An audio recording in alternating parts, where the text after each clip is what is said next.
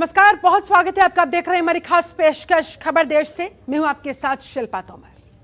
आतंकी अपना आतंक दिखाने के लिए अब आम लोगों को शिकार बना रहे हैं।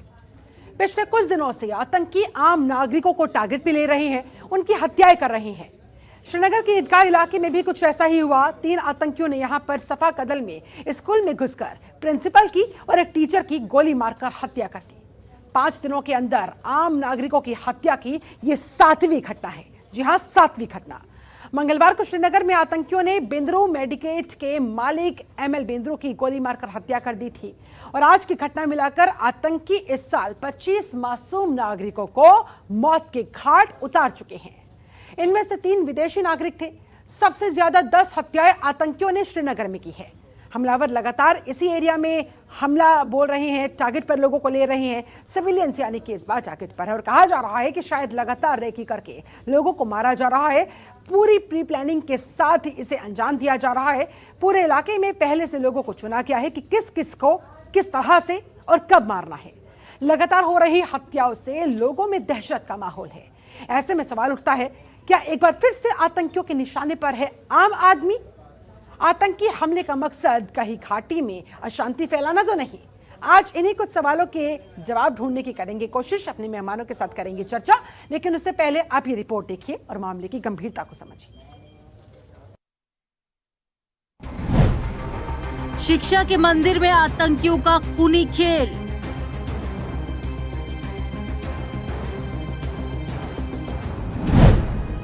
कश्मीर में स्कूल में घुसकर 2 टीचर्स की हत्या।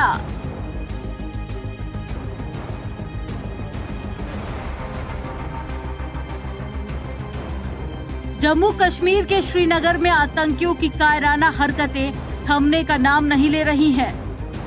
आतंकी अपना आतंक दिखाने के लिए अब आम लोगों को शिकार बना रहे हैं। पिछले कुछ दिनों से आतंकी आम नागरिकों की हत्याएं कर रहे हैं। गुरुवार को एक बार फिर आतंकियों ने कायराना हरकत करते हुए स्कूल के प्रिंसिपल और टीचर की गोली मारकर हत्या कर दी। पिछले 5 दिन में आतंकी 7 नागरिकों की हत्या कर चुके हैं। गुरुवार सुबह करीब 11:15 बजे कुछ आतंकियों ने ईदगाह के संगम इलाके में बने गवर्नमेंट बॉयज स्कूल में गोलीबारी की। इसमें स्कूल के प्रिंसिपल सुपिंदर कौर और टीचर दीपक चंद बुरी तरह से घायल हो गए। दोनों को तुरंत अस्पताल ले जाया गया, जहां दोनों की मौत हो गई। इस बीच सुरक्षा बलों ने इलाके की घेराबंदी कर सर्च अभियान शुरू कर दिया है। सिविलियन को टारगेट करने के जो इंसिडेंट्स पिछले कुछ रोज से जो हुए हैं, ये अपने आप में दरिंदगी, वहशत और दहशत का एक मेल है, जिसमें बिल्कुल बेगुनाह जो लोग हैं, जो समाज की सेवा में लगे हैं, जिनका किसी से कोई लेना देना नहीं है, उनको टारगेट किया जा रहा है।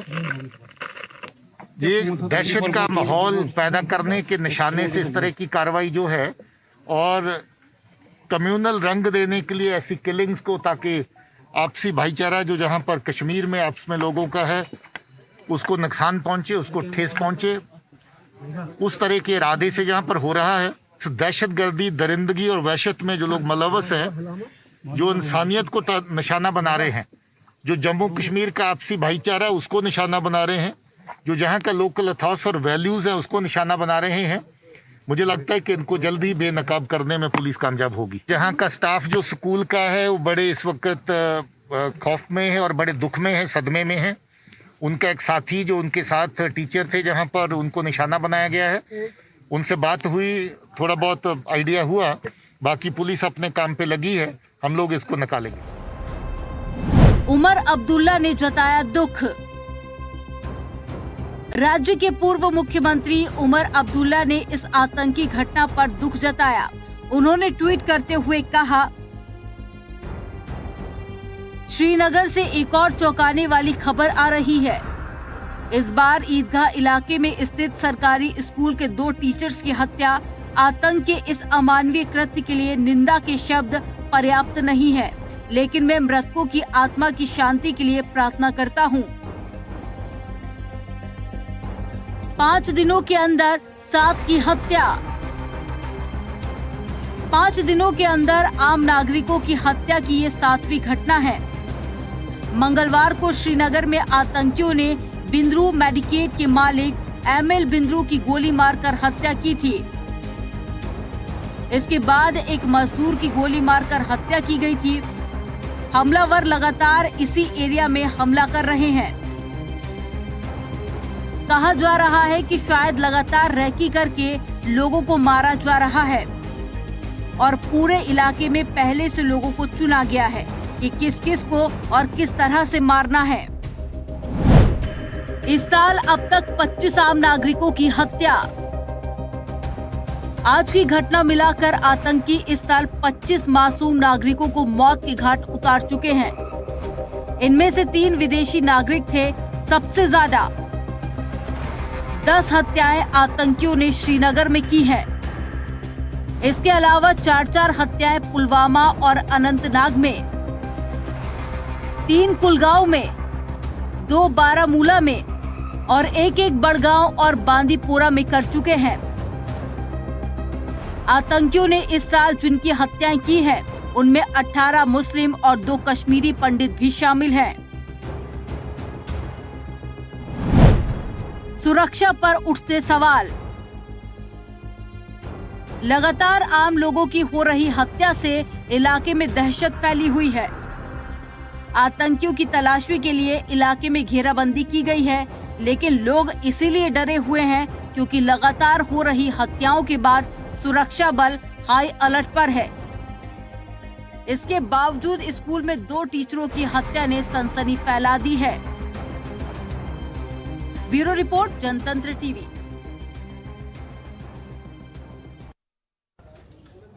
और इस मुद्दे पर चर्चा करने के लिए हमारे साथ इस समय 2 खास मेहमान जुड़े हुए हैं। जम्मू कश्मीर एक्सपर्ट अमित रैना जी हमारे साथ मौजूद है, बहुत स्वागत करती हूँ सर आपका।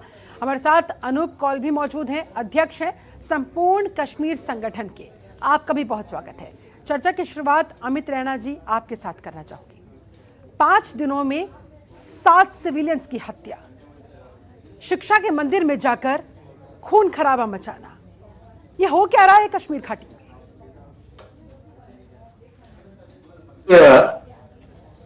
कश्मीरी पंडित समुदाय ने वापस कश्मीर जाने का प्रयास किया है या सरकार ने पहल करी है उनको वापस ले जाने की जी। तब ये एक मैसेज भेजा गया है कम्युनिटी को, कश्मीर में खासकर कि आप नहीं आ सकते। ये चाहे वंदामा का मैसेकर रहा हो, संग्रामपुरा का नरसंहार रहा हो, नाड़ी मर्ग का रहा हो, और 2019 में 370 और 35A धारा हटने के बाद जो अगर आपको याद हो तो इनिशियल किलिंग्स जो हुई हैं पहली, चाहे वो कुलगाम में हुई उन लेबरर्स की जो मूल निवासी नहीं थे जम्मू कश्मीर के, या कश्मीरी पंडित अजय भारती की हुई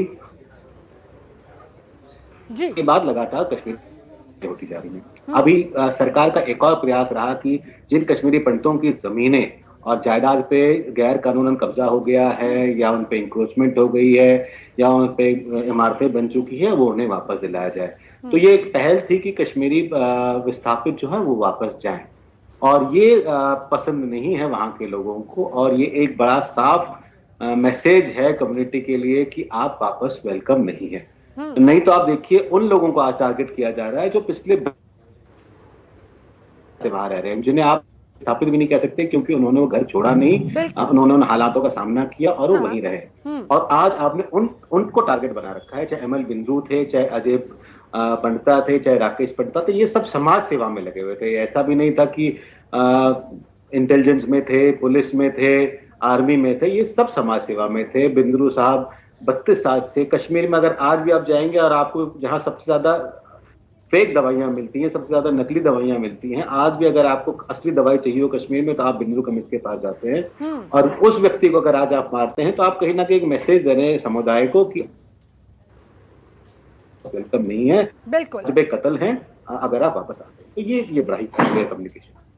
ठीक है अनूप कौल जी, यानी कि सिविलियंस को टारगेट किया जा रहा है और खास तौर पर कश्मीरी पंडितों को एक डर का, एक दहशत का माहौल क्रिएट करने की यहाँ पर कोशिश कि अगर कोई मन में भी सोचेगा ना घर वापसी की वहां पर कश्मीरी पंडित, तो ये सारी तस्वीरें उसके जहन में आ जानी चाहिए। इसी मकसद के साथ इस हद तक कायराना हरकत पर आतंकी उतर आए हैं। आज शिल्पी जी, सबसे पहले तो मैं जनतंत्र टीवी का धन्यवाद देता हूं कि वो हमेशा अग्रसर रही है जब भी कोई इस तरह का ज्वलंत मुद्दा सामने आता है। शुक्रिया सर। मैं पहले अपनी तरफ से, अपने जी संगठन संपूर्ण कश्मीर संगठन की तरफ से, अपने समाज की तरफ से उन सभी पीड़ित परिवारों को संवेदना व्यक्त करता हूं जिन्होंने अपना जी परिजन खोया है, अपना परिजन खोया है। और मैं प्रार्थना करता हूं कि सारी दिवंगत आत्माओं को जो है भगवान अपने चरणों में जग शरण दे और उनको स्वर्ग प्राप्त हो। अब रहा सवाल कि इस समय हो क्या रहा है, ये हो क्या रहा है कि मैं जो समझ रहा हूं अभी तक के सरकार की नीयत बड़ी साफ है, इसमें कोई शक नहीं है कि उनकी नीयत साफ है, लेकिन नीति खराब है। नीति इसलिए खराब है कि आपने 5 अगस्त 2019 को आपने 370 और 35 हटाया। बहुत बढ़िया कदम था, सुनियोजित था, और इसका जो है हमने सबने मिलकर इसका स्वागत किया था कि ये कदम उठाया गया। ये इसके बाद धीरे धीरे घटनाक्रम बदलते चले गए। अब उसके बाद क्या हो रहा है? अब आप एक चीज बताइए, इन्होंने एक नया निकाला कि डोमिसाइल सर्टिफिकेट, कि भाई आपको डोमिसाइल सर्टिफिकेट चाहिए। आपको सब लोग उसमें लगे रहे कि डोमिसाइल भरो जी, और उसमें मतलब वहां पे वैली के लोग भी है, बिना जो बाहर के लोग भी है वो भी उसके अंदर भरना शुरू कर देंगे और उसके बाशिंदे कहलाएंगे। उसके बाद एक और इन्होंने कदम उठाया अभी रिसेंटली, जिसका मैं बहुत बड़ा कारण समझता हूं जो ये इस तरह की घटनाएं शुरू हो गई है, वो ये है कि डिस्ट्रेस सेल जितनी भी हुई थी अभी तक के, जितने भी कश्मीरी पंडितों की जमीन जायदाद बेची गई है या कब्जे में करी गई है या उसका जो भी अधिग्रहण किया गया होगा, उसका जो है इन्होंने एक डिटेल मांगा है सरकार ने कि आप बताइए कि आपकी कहाँ है। जैसे मेरी जो है, मेरा मकान बाबापुरा हवा गदल में था, मेरी पुश्तैनी जो है जमीन काकपुरा पुलवामा में है, पर मेरे घर वाले कह रहे कि क्या करेगा भर के इसको भाई अभी। मेरे कहने का मतलब है कि आज ये घटनाएं हो रही हैं, आप यकीन मानिएगा कल को कश्मीर के अंदर सुपारी किलिंग शुरू हो जाएगी। सुपारी किलिंग क्यों? मेरी जमीन है, मैं अगर जमीन का अपना क्लेम करता हूं तो जो ऑलरेडी वहां बैठा हुआ बंदा है उसकी तो मेरे से दुश्मनी हो गई ना। बिल्कुल, वो कहीं ना कहीं से तो जो है मेरे को पकड़ने की कोशिश करेगा। ये दहशत फैलाने का जो सिलसिला शुरू हुआ है जा रही है ताकि लोगों के मन में दहशत पैदा की जा सके कि भाई मैं वही आ रहा हूं, जान बचा ले, प्रॉपर्टी की वहां पर इच्छा ना करे, घर वापसी की वहां पर इच्छा ना करे, जान बचाकर हिंदुस्तान के किसी भी हिस्से में रह ले, लेकिन यहाँ का रुख ना करे। हाँ, यही एक मैं आ रहा हूँ, उसी मुद्दे पे मैं आ रहा हूँ कि चाहते क्या है ये सब वहां पे कि लोग जो है यहाँ पे ना, अभी हमने क्या हुआ कि हमारा समाज के लोग जो है, कश्मीरी पंडित समाज के लोग जी वापसी की तैयारी कर रहे थे धीरे धीरे। क्योंकि सरकार ने भी बोला कि हम कुछ मुलाजिमों को लगाएंगे वहाँ पे, पीएम पैकेज एम्प्लॉइज रखेंगे। कुछ लगे भी, हमारे 10-12 हजार लोग इस समय वहाँ पे ऑलरेडी वैली के अंदर हैं। कुछ और लोगों की तैयारी हो रही थी, इसके अलावा भी बाकी लोग जाने की तैयारी कर रहे हैं। कुछ लोगों ने जो डिस्ट्रेस सेल वाला जो एक फॉर्मेट है वही भर दिया इसके अंदर, उस पर भी कार्रवाई चल रही है। तो जो इस तरह की चल रही है कार्रवाई, मेरी सरकार से बार बार मैंने उनको ये बोला था कि जब जब मेरी उनसे मुलाकात होती है, मैं फिर से एक निवेदन करूंगा माननीय मोदी जी से, माननीय अमित शाह जी से, माननीय मनोज सिन्हा जी से कि जब तक वहां पे आखिरी बुलेट खत्म नहीं होती है, आप इस तरह की कार्रवाई पे मत आए। आपकी नीयत साफ हो सकती है कि हमारी वापसी होनी चाहिए, आपकी नीयत साफ हो सकती है कि वहां पे जो है शांति बहाल होनी चाहिए, लेकिन आपकी नीति खराब है। क्योंकि नीति को इम्प्लीमेंट करने वाले वहां के ब्यूरोक्रेट्स हैं जो शायद नहीं चाहते हैं कि कश्मीरी पंडित वापस आए या कोई भी वहां पे आए और सरकार सफल हो वहां पे। तो मेरी यही इल्तिजा है कि पहले तो इस चीज पर ध्यान दिया जाए कि वहां की ब्यूरोक्रेसी को चेंज किया जाए। मैं बार बार बोलता हूं कि वहां के ब्यूरोक्रेसी की माइंडसेट वही पुरानी चली आ रही है। इसके बाद मैं एक चीज कहना चाहता हूं कि आज उमर अब्दुल्ला, फारूक अब्दुल्ला, महबूबा मुफ्ती और लोन और अल्ताफ बुखारी जैसे जो है बाशिंदे वहां बैठे हुए हैं, क्यों नहीं वो सामने निकल के आ रहे हैं कि भाई आप लोगों ने हिंदुओं की कत्लो गारत कर, that is called target killing. वो चुन चुन के स्कूल में गए, उन्होंने वहां पे प्रिंसिपल के रूम में गए हैं, वहां पे उन्होंने पहले पूछा कि कौन क्या है। क्या इस वजह से कि कश्मीर के बेहतर होते हालातों की वजह से उन लोगों के पेट में दर्द हो रहा है? बेशक बिल्कुल दर्द हो रहा है, क्योंकि वहां पे इन सबकी जमीनें खिसक चुकी है, चाहे वो पीडीपी हो, चाहे वो एनसी हो, चाहे वो पीसी हो, चाहे वो अपनी पार्टी हो, इनकी जमीन खिसक चुकी है। वहां के लोग जो हैं अब मुखर होकर सामने आ रहे हैं। उनको लग रहा है कहीं ना कहीं अगर इस तरह की दहशतगर्दी फैलाएंगे वहां पे तो इनको पूछा जाएगा, इनको इनको पूछा जाएगा तो इनकी अपने रोटियां सेकेंगे बैठ के, तो कहीं ना कहीं इनका अपना माइलेज मिलेगा। मेरा लिहाजा ये है कि अगर इनको इतना दर्द है तो ये क्यों नहीं सड़क पे निकल के आ रहे हैं और इस किलिंग के खिलाफ वहां पे धरना प्रदर्शन जो भी कर सकते हैं। अपने जो उनके कैडर्स हैं, अगर थोड़े से बच्चे भी कैडर्स हैं उनके, अगर उनको बोले कि भाई वो लोग निकल के आए। पर और अधिक विस्तार से बातचीत करने के लिए मैं अमित रैना जी आपके पास अब आना चाहूंगी। क्या लग रहा है कश्मीर के अंदर वो जो कुछ सो कॉल्ड विभीषण बैठे हुए हैं उनकी वजह से हालात वहां ज्यादा बदतर होते हुए, क्योंकि शायद अगर वो ईमानदारी से कोशिश करते तो आज तस्वीर कुछ और होती। आज इस तरह के इंसिडेंट्स शायद देखने को नहीं मिलते। देखिए, आपको एक चीज समझनी होगी, आतंकवादियों को मारना एक चीज होती है, हाँ। आतंकवाद को मारना एक चीज होती है, ये दो अलग अलग चीजें हैं। हाँ, सही बात। अब ये आपने 370 हटाया और 35 से हटाया और आपने राग लगाया डेवलपमेंट का, आपने राग लगाया प्रगति का, मगर जो मूल समस्या है जम्मू कश्मीर की, खासकर कश्मीर प्रांत की, वो समस्या रही है जिहाद की। ये आपने 1947 में भी देखा, ये आपने 1979 में भी देखा, ये आपने 96 में भी देखा, 2010 में भी देखा, 2016 में भी देखा और आपने 2019 के। तो जब तक आप मूल समस्या पे काम नहीं करेंगे जो जिहाद की है, तब तक ये समस्या सुलझ नहीं सकती है। अगर डेवलपमेंट आंसर होता जिहाद का तो अफगानिस्तान में तालिबान नहीं बैठा होता, पाकिस्तान फ्रांस में आतंकवादी गतिविधियां नहीं हो रही होती, वहां पर एक मजबूत सरकार का होना आवश्यक है। दिल्ली से कैसे चीजें मैनेज हो पाएगी?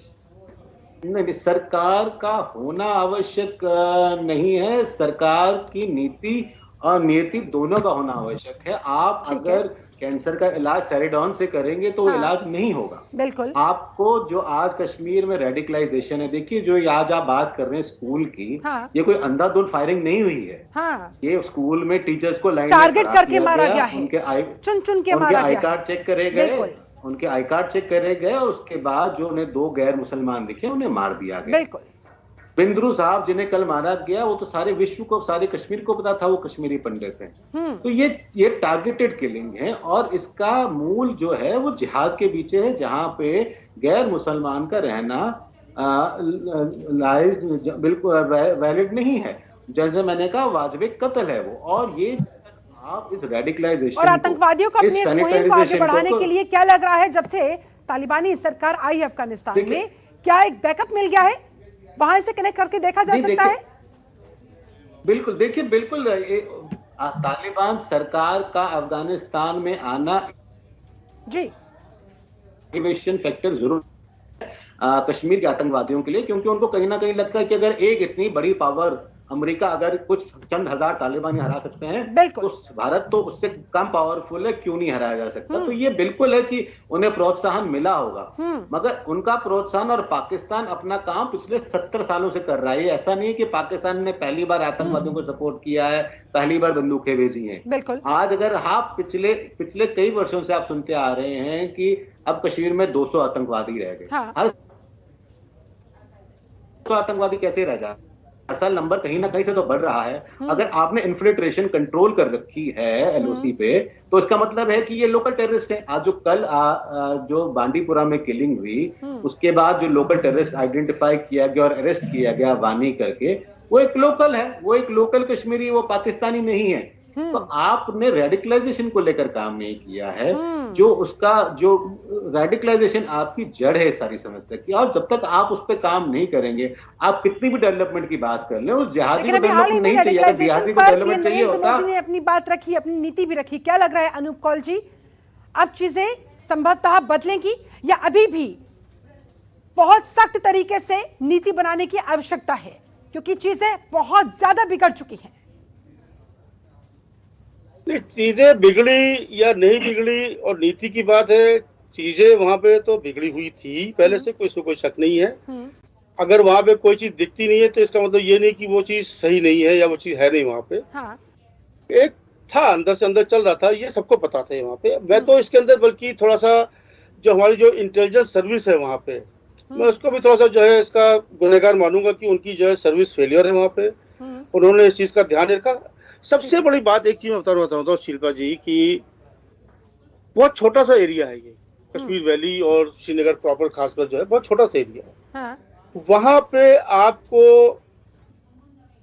जैसे इन्होंने कैसो चला के रखा हुआ है, सर्च ऑपरेशन करते हैं घरों में घुस घुस के, क्यों नहीं किया जा रहा प्रॉपरली? किसका डर है इनको वहाँ? किस चीज से जो है ये ठीक है, खौफ इस ज्यादा कमी पर है? तो गौर और करना ही सिक्योरिटी होगा। साथ वाले ही साथ अनूप जी, क्या जिस तरह से कश्मीरी पंडितों को टारगेट करके उनका आई कार्ड, उनका नाम पूछकर उन्हें मारा जा रहा है, ऐसे में वहां का जो भाईचारा है लोगों का, हिंदू मुसलमान का, उसको टारगेट पर लेते हुए, ताकि आधे से ज्यादा काम उनका खुद ब खुद आसान हो जाए? बिल्कुल ठीक बात है। ये तो देखिए, पहली बात तो कि हमारा समाज अब वो समाज नहीं है कि डरेगा। हमारा समाज बिल्कुल तैयार बैठा हुआ है वहां जाने के लिए, बशर्ते कि थोड़े से हालात वो ठीक हो जाए। ठीक है। हाँ, ये एक कोशिश है वहां पे। मैं नहीं कहता हूँ कि वहां के सारा मुसलमान आतंकवादी है। हाँ। मेरे बहुत से मित्र लोग हैं वहां पे, अच्छे भी हैं। मैं सारे मुसलमान आतंकवादी नहीं, लेकिन हाँ, सारे आतंकवादी मुसलमान जरूर है, बिल्कुल, इसमें कोई शक नहीं है। और इसके अंदर वहां पे ये देखने वाली बात है, देखिए, अगर मेरे पड़ोस के अंदर कोई आदमी गलत है तो मेरा फर्ज बनता है कि मैं उसको समझाऊं, सिखाऊं या उसको डांटू मारूं, जो भी करूं। यही चीज वहां के लोकल कश्मीरी मुसलमानों को करना पड़ेगा। साथ लोगों को भी अलर्ट रहना पड़ेगा, सजग और सतर्क रहना पड़ेगा। ठीक है, अमित रैना जी, जाते जाते एक लाइन में आपका फाइनल कमेंट। समय की मेरे पास कमी है, क्या लग रहा है हालात अब आगे कैसे होने वाले? देखिए, मैं आपको बता दूं, ये जो कोई विश्वास है कि कश्मीरियत नाम की कोई चीज है, कश्मीर के हालात कम्युनल खराब हो जाएंगे, कम्युनल होने के लिए कम्युनिटी को रहना पड़ता है। वहां पे 99.99% एक समुदाय रहता है, जो दूसरा समुदाय था उसे 1990 में भगा दिया गया था। अब कुछ लोगों ने हिम्मत करके वापस जाने का प्रयास किया है और अब उन्हें भी वापस भगाया जा रहा है। तो ये कहना कि कम्युनल हार्मनी खराब होगी, कम्युनल हार्मनी कभी थी नहीं तो खराब क्या होगी? खराब जो चीज थी ही नहीं, वो खराब नहीं हो सकती, वो पहले से ही खराब थी। ये हालत और खराब होंगे अगर सरकार इस पे इमीडिएट एक्शन नहीं लेती है। सबसे खतरनाक बात यह है कि श्रीनगर जो आपका सिक्योरिटी का गढ़ है, अगर उसमें ये हरकतें होंगी तो बाकी प्रदेश में क्या होगा, वहां क्या हाल होगा? ऐसे में सुरक्षा बलों को गंभीरता के साथ इस पर सोचना होगा। बहुत बहुत शुक्रिया अमित जी, आपका भी, अनूप जी आपका भी, हमारे साथ जुड़ने के लिए, समय निकालने के लिए, इस चर्चा में शामिल होने के लिए। तो कुल मिलाकर इस समय जरूरत है एक सख्त एक्शन की, एक कड़े संदेश की, मुंहतोड़ जवाब की इन आतंकियों को, ताकि कश्मीरी पंडितों को डराने के अपने मकसद में ये कामयाब ना होने पाए। जितने सिविलियंस को टारगेट करके मौत के घाट इन लोगों ने उतारा है, उस संख्या को यहीं का यहीं रोका जा सके, इन पर लगाम लगाई जा सके। ऐसे में सरकार की तरफ से क्या कुछ किया जाएगा, सुरक्षा बल क्या कुछ आगे रणनीति अपनाते हैं, ये देखने वाली बात होगी। फिलहाल मेरे साथ इस खास चर्चा में जुड़ने के लिए आप सभी का बहुत बहुत शुक्रिया। बने रहे जनतंत्र टीवी के साथ। नमस्कार।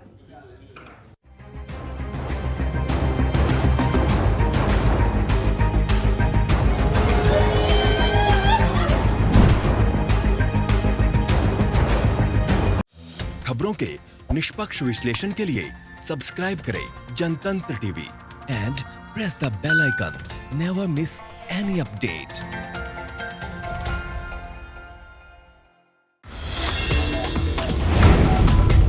Download the Janatantra TV app, available on Google Play and App Store.